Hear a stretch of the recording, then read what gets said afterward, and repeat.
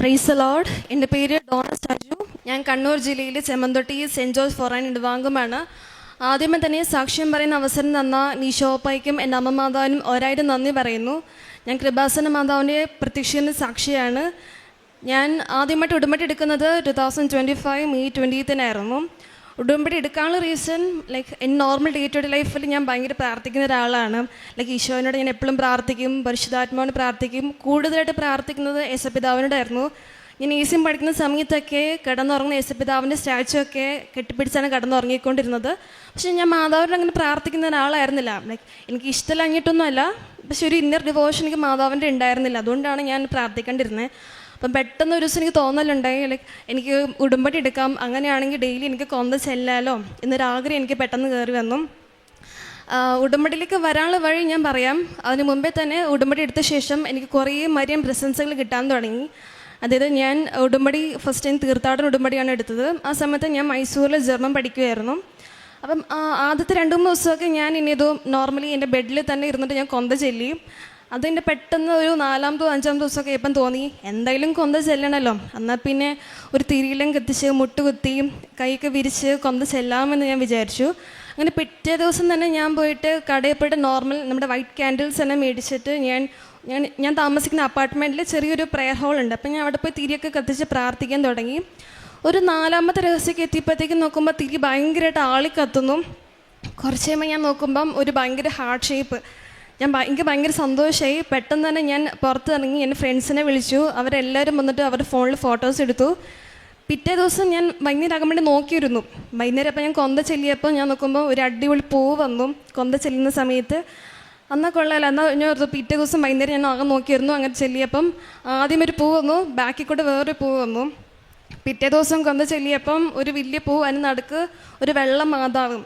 ഏത് മാതാവ് ചോദിച്ചിട്ടുണ്ടെങ്കിൽ നമ്മുടെ കൗണ്ടർ നമ്പർ 13 ആ ഒരു മാതാവായിരുന്നു. അങ്ങനെ ഡെയിലി എനിക്ക് വരാൻ തുടങ്ങി. ഓൾമോസ്റ്റ് ഫോണിൽ ഫോട്ടോസും കൊണ്ട് എൻ്റെ ഫോൺ സ്റ്റോറേജ് ഫുള്ളായിട്ടുണ്ടായിരുന്നു. അങ്ങനെ ഞാൻ ഫോൺ ഫുള്ളായതുകൊണ്ട് ഞാൻ ഗൂഗിൾ ഡ്രൈവിൽ ഒരു ഫോൾഡർ ക്രിയേറ്റ് ചെയ്തു കൃപാസന മാതാവിൻ്റെ. അങ്ങനെ ഫോട്ടോസ് ഫുൾ അതിൽ സേവ് ചെയ്യാൻ തുടങ്ങി. ലേറ്റ് ഞാനൊരു ഇൻസ്റ്റഗ്രാമിൽ ഡിവൈൻ മിറാക്കിൾസ് എന്നൊരു പേജ് സ്റ്റാർട്ട് ചെയ്തിട്ട് ഈ ഫോട്ടോസ് ഫുൾ അതിൽ സേവ് ചെയ്യാൻ തുടങ്ങി. അങ്ങനെ വേറൊരു മരിയൻ പ്രസൻസ് ആയിരുന്നു. അതായത് ഞാൻ ഡിസംബർ 7-ാം തീയതി എനിക്കിവിടെ വരണമെന്ന് ഭയങ്കര ആഗ്രഹമായിരുന്നു, പക്ഷെ എനിക്ക് വരാൻ പറ്റിയില്ല. അപ്പം ഞാൻ എന്നെ ചെയ്തു വെച്ചിട്ടുണ്ടെങ്കിൽ അന്നത്തെ ദിവസം കൃപാസന മാതാവിൻ്റെ ഒരു ഫോട്ടോ ഞാൻ റൂമിൽ വെച്ചിട്ട് ഫുൾ ഞാൻ ഡെക്കറേറ്റ് ചെയ്തു. എന്നിട്ട് 2 മണിയായപ്പോഴത്തേക്കും ഞാൻ കൊന്ത എല്ലാം തുടങ്ങി. 2:30 ഞാൻ നീലത്തിരി കത്തിച്ചിട്ട് കൃപാസന മാതാവിൻ്റെ പ്രത്യക്ഷീകരണ പ്രാർത്ഥന ചെല്ലാൻ തുടങ്ങി. കുറച്ച് നോക്കുമ്പം അപ്പം തന്നെ തിരി ഭയങ്കരമായിട്ട് ആളിക്കത്തി. അപ്പം ഞാൻ ഓർത്ത് മേ ബി പൂവ് ഹാർട്ട് എന്തെങ്കിലും വരാനായിരിക്കുന്നു, പക്ഷെ അങ്ങനെ ആയിരുന്നില്ല. തിരിയിലെ സൈഡിൽ മാതാവിൻ്റെ സ്റ്റാച്ചു വന്നു. അങ്ങനെ ഡിസംബർ 7-ാം തീയതി ഉച്ചയ്ക്ക് 2:30 മാതാവിൻ്റെ തിരിയിൽ വന്നു. എനിക്ക് ഭയങ്കര സന്തോഷമായി. മാതാവ് കുറേ പ്രാവശ്യം എനിക്ക് വന്നിട്ടുണ്ട്.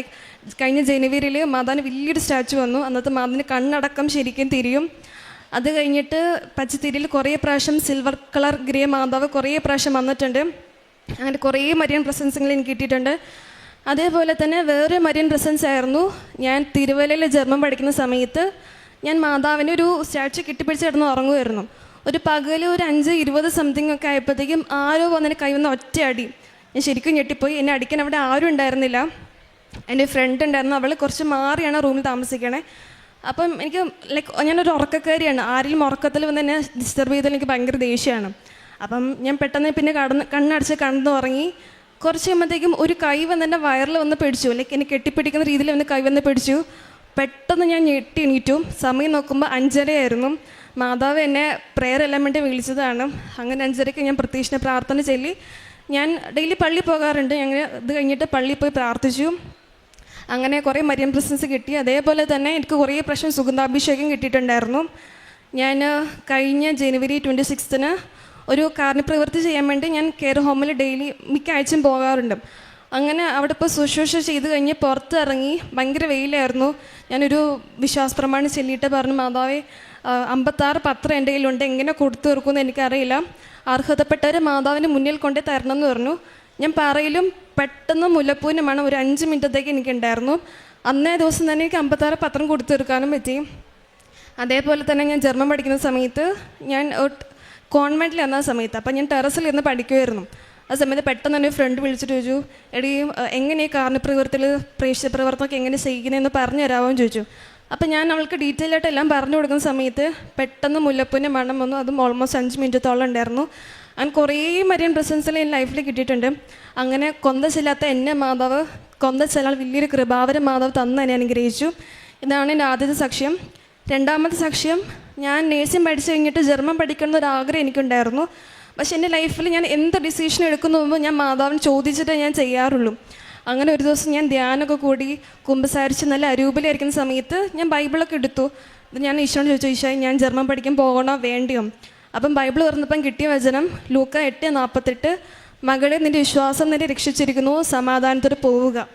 അങ്ങനെ ഈശോ എന്നോട് പൊക്കോളം പറഞ്ഞു. ആ ഒരു ബേസിൽ ഞാൻ ജർമ്മൻ മൈസൂരിലാണ് പഠിക്കാൻ കയറിയത്. അപ്പം ഡെയിലി എനിക്ക് പള്ളി പോകണമെന്ന് ആഗ്രഹം ഉണ്ടായിരുന്നു. അപ്പം ഞാൻ വാർഡിനോട് ചോദിച്ചു, മാം എനിക്ക് ഡെയിലി പള്ളി പോകണമെന്ന് ആഗ്രഹമുണ്ട്, എനിക്ക് പെർമിഷൻസ് ഉണ്ടോ എന്ന് ചോദിച്ചു. അപ്പം പറഞ്ഞു, ഇല്ല, ഇൻസ്റ്റിറ്റ്യൂട്ടിലെ മാനേജർ തരുവാണെങ്കിൽ മാത്രമേ ഡെയിലി പള്ളി പോകാൻ പറ്റുള്ളൂ എന്ന് പറഞ്ഞു. അങ്ങനെ മാനേജറിന് വേണ്ടി ലെറ്റർ എഴുതി. അങ്ങനെ പുള്ളിക്കാരൻ സമ്മതിച്ചു, ഡെയിലി പള്ളി പൊക്കോളം പറഞ്ഞു. അങ്ങനെ എൻ്റെ കൂടെ 2 ഫ്രണ്ട്സും ഞങ്ങൾ ഡെയിലി പള്ളി പോകുമായിരുന്നു. അങ്ങനെ പള്ളി പോകുമായിരുന്നെങ്കിലും ഞാൻ കൊന്ത ചെല്ലാറില്ലായിരുന്നു. മൈസൂർ എത്തിക്കേണ്ടത് ഞാൻ 2-3 ദിവസം കൊന്ത ചെല്ലുമ്പോൾ പിന്നെ അതോടെ കൊന്ത നിർത്തിയതാണ്. അപ്പം മെയ് ഫസ്റ്റ് വീക്കൊക്കെ ആയപ്പോഴത്തേക്ക് എനിക്ക് ഭയങ്കര സങ്കടം വരാൻ തുടങ്ങി. അതായത് കൊന്ത ചെല്ലാൻ പറ്റുന്നില്ലല്ലോ, ഇനിയിപ്പോൾ എന്ത് ചെയ്യും, ഇനി ഉടമ്പടി എടുക്കുവാണെങ്കിൽ കൊന്ത ചെല്ലാമല്ലോ എന്ന് തോട്ട് മെയ് ഫസ്റ്റ് വീക്കൊക്കെ ആയപ്പം വന്നു. പക്ഷേ ഉടമ്പടി എടുക്കണമെങ്കിൽ എപ്പം പറ്റും, ലൈക്ക് സാഹചര്യം സന്ദർഭം ഒന്നും എനിക്കുണ്ടായിരുന്നില്ല. കാരണം എൻ്റെ ഇൻസ്റ്റിറ്റ്യൂട്ട് ഭയങ്കര സ്ട്രിക്റ്റ് ആയിരുന്നു. അങ്ങനെ ഞാൻ മമ്മീനോട് പറഞ്ഞു, മമ്മി എനിക്ക് ഉടമ്പടി എടുക്കുന്ന ആഗ്രഹമുണ്ട്. അപ്പം മമ്മി പറഞ്ഞു, നിനക്ക് മാതാവ് ഒരുക്കിയിട്ടുണ്ടെങ്കിൽ മാതാവ് തന്നെ നിനക്ക് സമയം എല്ലാം നിനക്ക് സെറ്റാക്കി തരുമെന്ന് പറഞ്ഞു. അങ്ങനെ മെയ് സെക്കൻഡ് വീക്കൊക്കെ ആയപ്പോഴത്തേക്കും എനിക്ക് A2ൻ്റെ എക്സാം ഉണ്ടായിരുന്നു. A2ൻ്റെ എക്സാം യൂഷ്വലി നമുക്ക് എല്ലാ എക്സാംസും ഫ്രൈഡേസാണ് അവർ കണ്ടക്ട് ചെയ്യാറ്. എന്നിട്ട് സാറ്റർഡേയും സൺഡേസും നമുക്ക് ലീവ് തരും. അഗെയിൻ മൺഡേ തൊട്ട് ക്ലാസ്സസ് റീസ്റ്റാർട്ട് ചെയ്യും. ഇങ്ങനെയാണ് ഇരുന്ന് പതിവ്. അങ്ങനെ എൻ്റെ A2ൻ്റെ എക്സാം ഒരു ഫ്രൈഡേ ആയിരുന്നു. ഈവനിങ് ആയപ്പോഴത്തേക്കും റിസൾട്ട് അനൗൺസ് ചെയ്തു. അപ്പോഴത്തേക്കും മാനേജർ വന്നിട്ട് പറഞ്ഞു, നിങ്ങൾക്ക് ഒരാഴ്ച ലീവ് ഗ്രാൻഡ് ചെയ്തിട്ടുണ്ടെന്ന് പറഞ്ഞു. ആക്ച്വലി ഞങ്ങൾ ആദ്യമേ വെച്ച് പറ്റിക്കാമെന്ന് വിചാരിച്ചത്. പിന്നെയാണ് മനസ്സിലായത് ശരിക്കും ഒരാഴ്ച നിങ്ങൾക്ക് ലീവ് തന്നിച്ചു. അങ്ങനെ ഇൻസ്റ്റിറ്റ്യൂട്ടിൽ എല്ലാവരും ഞെട്ടിപ്പോയി. കാരണം ആർക്കും ഇതുവരെ ഒരാഴ്ച ലീവ് കൊടുത്തിട്ടില്ല. അങ്ങനെ മമ്മി എന്നോട് പറഞ്ഞു, നിനക്ക് ഉടമ്പടി എടുക്കാൻ വേണ്ടി മാതാവ് സമയം തന്നാണ്.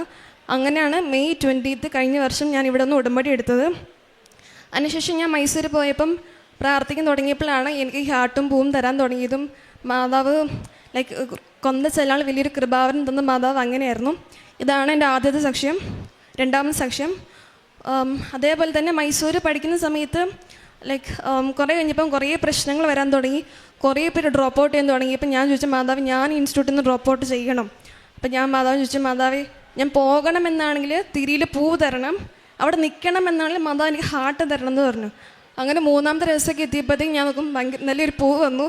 അപ്പം എനിക്ക് മനസ്സിലായി ഞാൻ ഇൻസ്റ്റിറ്റ്യൂട്ടിൽ നിന്ന് പോകണം തന്നെയാണ്. അങ്ങനെ അന്ന് തന്നെ ഞാൻ പുതിയൊരു ഇൻസ്റ്റിറ്റ്യൂട്ട് നോക്കി വെച്ചു. അക്കോമഡേഷൻ ഒന്നും സെറ്റായില്ല. അതൊക്കെ മാതാവിന് വിട്ടു കൊടുത്തിട്ട് ഞാനും എൻ്റെ ഫ്രണ്ടും കൂടെ തിരുവല്ലയ്ക്ക് അങ്ങനെ യാത്രയായി. തിരുവല്ല എത്തിക്കഴിഞ്ഞപ്പം ലൈക്ക് ഞങ്ങളുടെ ഇൻസ്റ്റിറ്റ്യൂട്ടിൻ്റെ ഹോസ്റ്റലുണ്ടായിരുന്നു, ഫുൾ ഫില്ലാന്ന് പറഞ്ഞു. പിന്നെ ഒരു കോൺവെൻറ്റ് ഉണ്ട്. പക്ഷേ കോൺവെൻറ്റ് എനിക്ക് താല്പര്യം ഉണ്ടായിരുന്നില്ല. കാരണം അവിടെ അയൺ ചെയ്യാനും ലൈക്ക് പിന്നെ ചാർജറാണെങ്കിൽ ഒരു പ്ലഗ് മാത്രമേ കോമൺ ആയിട്ട് ഉണ്ടായിരുന്നുള്ളൂ. അപ്പം അങ്ങനെ വലിയ ഇൻട്രസ്റ്റ് ഉണ്ടായിരുന്നില്ല. അപ്പോൾ ഞങ്ങൾ നിന്നില്ല. അപ്പോൾ ഞങ്ങൾ രാവിലെ തൊട്ട് വൈകുന്നേരം വരെ കുറേ PGs അന്വേഷിച്ച് നടന്നു. ഒരു PGസും ഒന്നും സെറ്റായില്ല. വൈകുന്നേരം ആയപ്പോഴത്തേക്ക് ഞാൻ ഫ്രണ്ടിനോട് പറഞ്ഞു, എടി സാറില്ല, എനിക്ക് കോൺവെൻറ്റിൽ തന്നെ പോയി താമസിക്കാം, എന്നാലും കുറച്ച് നാളും കൂടെ ഇല്ലുള്ളൂ, താമസിക്കാം എന്ന രീതിയിൽ പറഞ്ഞു. അപ്പോൾ അവൾ സമ്മതിച്ചു.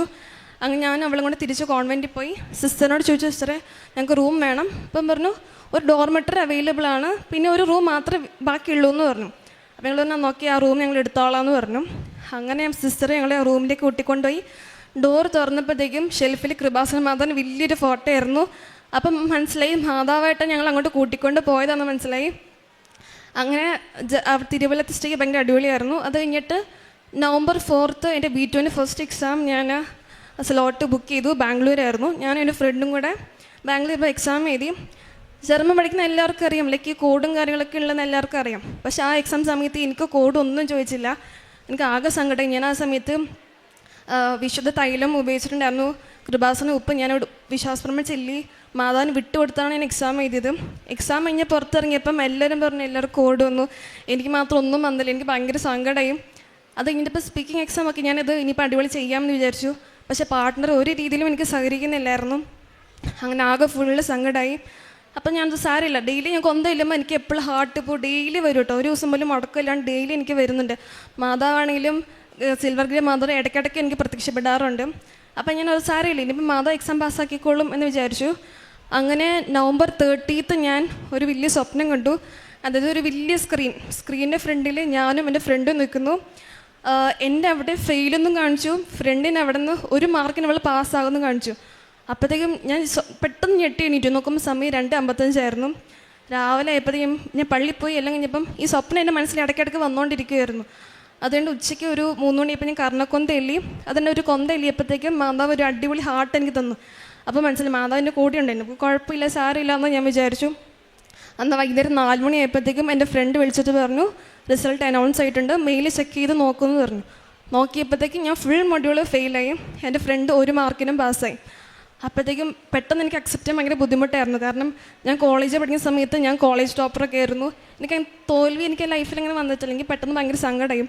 പിറ്റേ ദിവസം ഞാൻ ഉടമ്പടി ധ്യാനം കൂടിയപ്പം അച്ഛൻ അന്നത്തെ പറഞ്ഞിട്ടുണ്ടായിരുന്നു, ഉടമ്പടി ഭയങ്കര വിശ്വസ്തയോടെ പാലിക്കുന്ന ആൾക്കാർക്ക് ആദ്യകാലങ്ങളിൽ അടയാളങ്ങൾ ഉണ്ടായിരിക്കില്ല. കാരണം ദൈവത്തിന് അറിയാം അവർക്ക് എത്ര തോൽവിയും സങ്കടം കൊടുത്താലും അവർ ദൈവത്തെ വിട്ടു പോകില്ല എന്ന് ദൈവത്തിന് അറിയാം. അതുകൊണ്ടാണ് ഈ തോൽവി കിട്ടുന്നതെന്ന് അച്ഛൻ പറഞ്ഞപ്പോൾ എനിക്ക് ഭയങ്കരമായിട്ട് സ്ട്രൈക്ക് ചെയ്തു. അങ്ങനെ ഞാൻ സന്തോഷത്തോടെ ഇരുന്നു. അന്ന് തോറ്റ ദിവസം തന്നെ എനിക്ക് നെക്സ്റ്റ് ഡേറ്റ് ബുക്ക് ചെയ്യാൻ ഒരു സെൻറ്റർ കിട്ടി. കൊച്ചിയിലെ എക്സാം എനിക്ക് കിട്ടി. December 9 ആയിരുന്നു എക്സാം. ഫസ്റ്റ് എക്സാം ഇതൊരു ചൊവ്വാഴ്ചയായിരുന്നു, സെക്കൻഡ് എക്സാം കിട്ടിയത് ഒരു ചൊവ്വാഴ്ചയായിരുന്നു. അങ്ങനെ അതേപോലെ ഉടമ്പടി ഉപ്പും തൈലും ഉപയോഗിച്ച് എക്സാം അറ്റൻഡ് ചെയ്തു. അങ്ങനെ ഞാൻ ഒരു ദിവസം സ്വപ്നം കണ്ടു, ലൈക്ക് എക്സാം മൊത്തം ഫെയിലാകുന്ന സ്വപ്നം കണ്ടു. പിറ്റേ ദിവസം കണ്ടു എക്സാം മൊത്തം പാസ്സാകുന്നു കണ്ടു. അങ്ങനെ ജനുവരി ഫസ്റ്റ് വീക്കൊക്കെ ആയപ്പോഴത്തേക്കും റിസൾട്ട് വന്നു. എനിക്ക് 3 മൊഡ്യൂൾ കിട്ടി, 1 മൊഡ്യൂൾ ഫെയിൽ ചെയ്യും.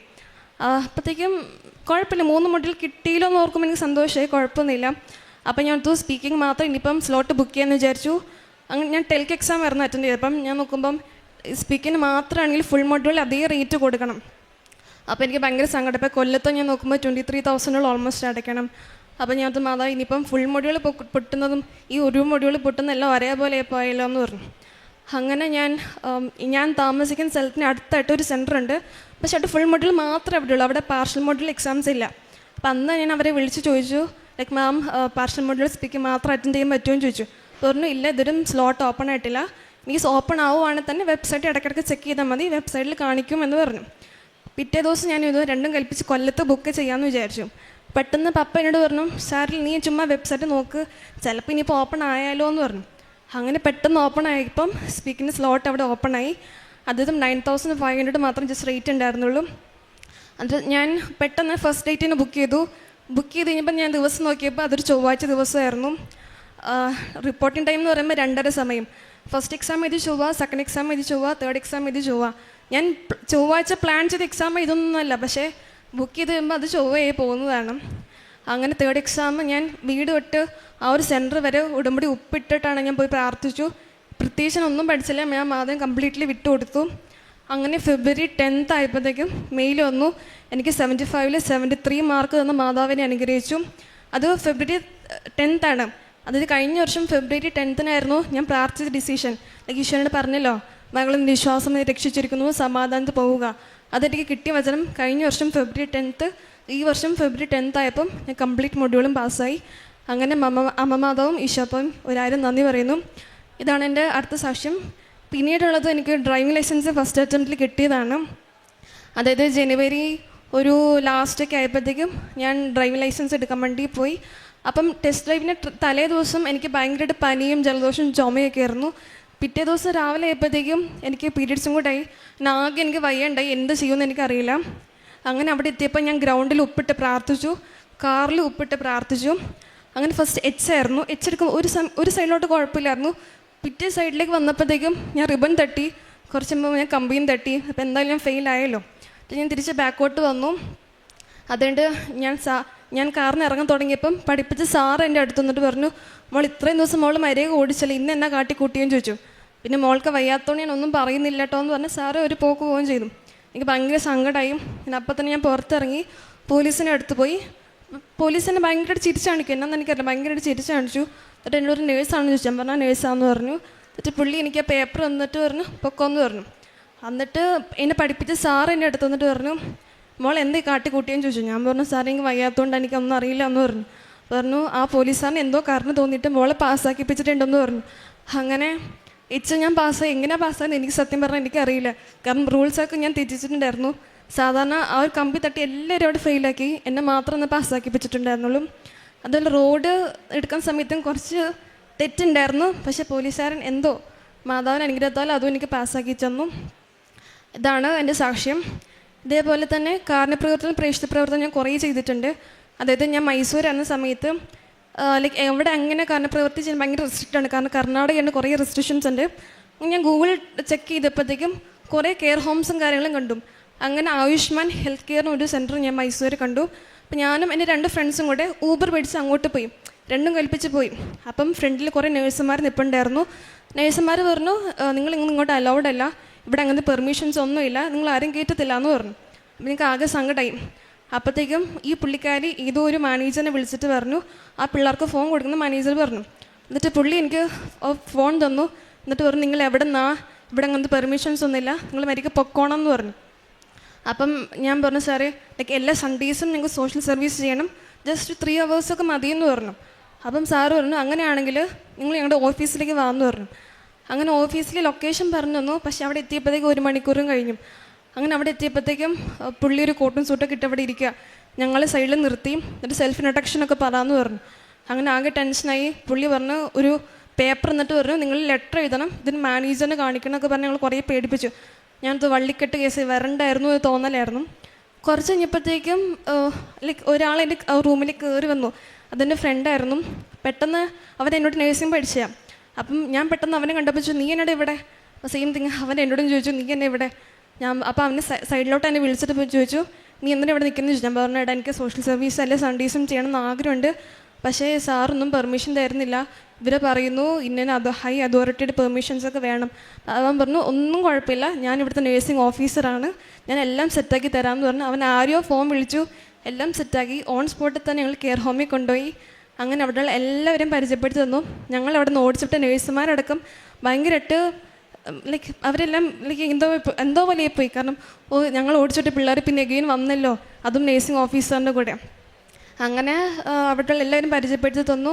അങ്ങനെ ഞങ്ങൾ എല്ലാ സൺഡേസും അവിടെ പോകാൻ തുടങ്ങി. ഞങ്ങൾ ഈ പെർമിഷൻ ഗ്രാൻഡ് ചെയ്ത് പിറ്റേ ദിവസം ഇവൻ അവിടെ നിന്ന് റിസൈൻ ചെയ്ത് പോയി. കാരണം ഇവന് വേറെ സ്ഥലത്ത് പ്രൊമോഷൻ കിട്ടിയിട്ടുണ്ടായിരുന്നു. ഇവൻ മാലാഖനെ പോലെ അവിടെ വന്നതാണ്. ഞങ്ങൾക്ക് എല്ലാം പെർമിഷൻസ് തന്നിട്ട് അതിനവിടെ നിന്ന് പോവുകയും ചെയ്തു. അങ്ങനെ മൈസൂർ വന്നപ്പം എല്ലാ സൺഡേസും അവിടെ പോയിട്ട് അവരെ ഹെൽപ്പ് ചെയ്യും. Like music therapy, dance therapy ഒക്കെ അങ്ങനെയാണ് കൊടുത്തുകൊണ്ടിരുന്നത്. പിന്നെ അതിനെ ഞാൻ തിരുവല്ലയിലായിരുന്ന സമയത്ത് കുറച്ച് ഹാൻഡിക്യാപ്ഡ് പിള്ളേരുണ്ടായിരുന്നു. അപ്പം അവരൊക്കെ എല്ലാ ദിവസവും ഞങ്ങൾ മിക്ക സൺഡേസും വിസിറ്റ് ചെയ്യുമ്പോൾ.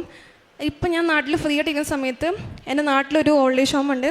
അവിടെ എല്ലാ ആഴ്ച പോകും. അപ്പോൾ അപ്പച്ചന്മാർ അമ്മച്ചന്മാർ കുളിപ്പിക്കാൻ പോകും, അവർ ഡ്രസ്സ് അലക്കി കൊടുക്കും, നഖം വെട്ടി കൊടുക്കും, പിന്നെ ഫുഡൊക്കെ വാരി കൊടുക്കും. പിന്നെ വയസ്സായതുകൊണ്ട് ഈ പ്രഷറും ഷുഗറൊക്കെ ഒരു സ്കെഡ്യൂൾ പോലെ എല്ലാം ചെക്ക് ചെയ്ത് കൊടുക്കും. അങ്ങനെ അവർക്കും ഭയങ്കര സന്തോഷമാണ്, എനിക്കും ഭയങ്കര സന്തോഷമാണ്. അതേപോലെ തന്നെ പ്രേക്ഷിത പ്രവർത്തനം ഞാൻ കുറേ ചെയ്യലുണ്ട്. അതായത് ഞാൻ ചിലപ്പോൾ റോഡിൽ നടന്നു പോകുമ്പോൾ സ്ട്രീറ്റിലൊക്കെ കൃപാസമാധാനം പത്രമൊക്കെ ഇങ്ങനെ കീറി വലിച്ച് കളഞ്ഞ് ഉണ്ടെങ്കിൽ ഞാൻ എല്ലാം പറക്കി ഞാൻ സൂക്ഷിച്ച് വെക്കും. ഡസ്റ്റ്ബിന്നിൽ നിന്ന് എനിക്ക് കുറേ കൃപാസം പത്രം കിട്ടിയിട്ടുണ്ട്, അതൊക്കെ ഞാൻ സൂക്ഷിച്ച് വെക്കാറുണ്ട്. പിന്നെ ഇതുപോലെ പള്ളിയിൽ പോയപ്പം ഒരു സെറ്റ് പത്രം ചുമ്മാ അവിടെ ഇരിക്കുന്നു, അതൊക്കെ എടുത്ത് ഞാൻ എല്ലാവർക്കും വിതരണം ചെയ്യുമായിരുന്നു. പിന്നെ അതേപോലെ തന്നെ അച്ഛൻ്റെ ഉടമ്പടി ധ്യാനവും ഡെയിലി ബ്രെഡും ഡെയിലി കാണും, ഷെയർ ചെയ്യും, എല്ലാം ചെയ്യും. പിന്നെ എനിക്ക് മാതാവിന് ഈശോൻ്റെ ഫോട്ടോസ് ഡെയിലി എനിക്ക് ഫോണിൽ കുറേ ഉള്ളതുകൊണ്ട് ഞാൻ എല്ലാവരും കാണിക്കും. ലൈക്ക് മാതാവ് ഇനി തന്നു പറയുമ്പം അങ്ങനെ കുറേ പേരുടെ വിശ്വാസം കൂടാൻ തുടങ്ങി. അങ്ങനെ കുറേ പേര് ഇവിടെ നിന്ന് ഉടമ്പടി എടുക്കുകയും ചെയ്തു. ഇത്രയും അനുഗ്രഹം തന്ന നിശോപ്പായ്ക്കും എൻ്റെ അമ്മ മാതാവിനും 1000 നന്ദി പറയുന്നു. പ്രഭാഷകൻ 11:17 കർത്താവിൻ്റെ ദാനങ്ങൾ ദൈവഭക്തനിൽ നിന്ന് ഒഴുകുന്നില്ല, ദൈവകൃപ ശാശ്വതമായ ഐശ്വര്യം പ്രദാനം ചെയ്യും. ഡോണ സാജു എന്ന ഈ മകളുടെ ഉജ്ജ്വലമായ ഈ മരിയൻ ഉടമ്പടി സാക്ഷ്യത്തിൽ നാം ശ്രവിച്ചത് മുഴുവനും ഈ മകൾ എങ്ങനെ എത്രത്തോളം ഉടമ്പടിയെ സ്നേഹിച്ചു ജീവിച്ചു എന്നതിനെക്കുറിച്ചാണ്. മരിയൻ ഉടമ്പടി നമ്മളെ ഇങ്ങനെ കൈവെള്ളയിൽ കൊണ്ടു നടന്ന് ജീവിതത്തിൻ്റെ അനുഗ്രഹങ്ങളും അനുഭവങ്ങളും നൽകി ഞാൻ കൂടെയുണ്ട് എന്ന് നിരന്തരം നമ്മളെ ഓർമ്മപ്പെടുത്തിക്കൊണ്ടിരിക്കും. പ്രിയമുള്ളവരെ, നമ്മൾ ഉടമ്പടിയിലാണോ, ഉടമ്പടിയുടെ നിഷ്കളങ്കത ജീവിതത്തിലുണ്ടോ, അമ്മ മാതാവ് ഒരിക്കലും വിട്ടുമാറാതെ നമ്മുടെ ജീവിതത്തെ സഹായിക്കും. ആ മരിയൻ പ്രസൻസിൻ്റെ സുന്ദരമായ അടയാളപ്പെടുത്തലുകൾ അതാ മകൾ ഈ സാക്ഷ്യത്തിലൂടെ പങ്കുവെച്ചത്. മകൾ പറഞ്ഞു, ഞാൻ ഒരു ദിവസവും തീയതിയും കാലവും തിരഞ്ഞെടുക്കാതെയാണ് ഞാൻ പരീക്ഷകൾക്ക് വേണ്ടി അപ്ലൈ ചെയ്തത്. പക്ഷെ മാതാവ് എനിക്ക് ഒരുക്കി നൽകിയത് ഓരോ ചൊവ്വാഴ്ച ദിവസങ്ങളായിരുന്നു. എത്ര സുന്ദരമായിട്ട് ആ അമ്മ മാതാവിൻ്റെ സാന്നിധ്യം തൻ്റെ ജീവിതത്തിന് ഉടമ്പടി ആഴപ്പെടുന്നതിനും ഉടമ്പടിയിലൂടെ വിജയങ്ങൾ നേടുന്നതിനും പരാജയങ്ങളിൽ ആത്മശക്തിയോടുകൂടി മുന്നേറുന്നതിനും അമ്മ സഹായിച്ചുവെന്ന് മകൾ ഈ അൾത്താരയിൽ പങ്കുവയ്ക്കുകയാണ്. മകൾക്ക് ലഭിച്ച എല്ലാ ദൈവാനുഭവങ്ങൾക്കും വിജയങ്ങൾക്കും ആത്മീയ ബോധ്യങ്ങൾക്കും അമ്മ മാതാവിനും തിരുക്കുമാരനും നന്ദി പറഞ്ഞുകൊണ്ട് കരങ്ങളടിച്ച് ഈ സാക്ഷ്യം സമർപ്പിക്കാം. അത്യപൂർവ ദൈവാനുഭവങ്ങൾ ഇനി നിങ്ങൾക്കും സ്വന്തം. ഈ യൂട്യൂബ് ചാനൽ ഇതുവരെ സബ്സ്ക്രൈബ് ചെയ്തിട്ടില്ലെങ്കിൽ ഇപ്പോൾ തന്നെ സബ്സ്ക്രൈബ് ചെയ്യുക. ഈ വീഡിയോ ഇപ്പോൾ തന്നെ നിങ്ങളുടെ സുഹൃത്തുക്കൾക്ക് ഷെയർ ചെയ്തുകൊണ്ട് കർത്താവിന്റെ പ്രേക്ഷിതരാകുക.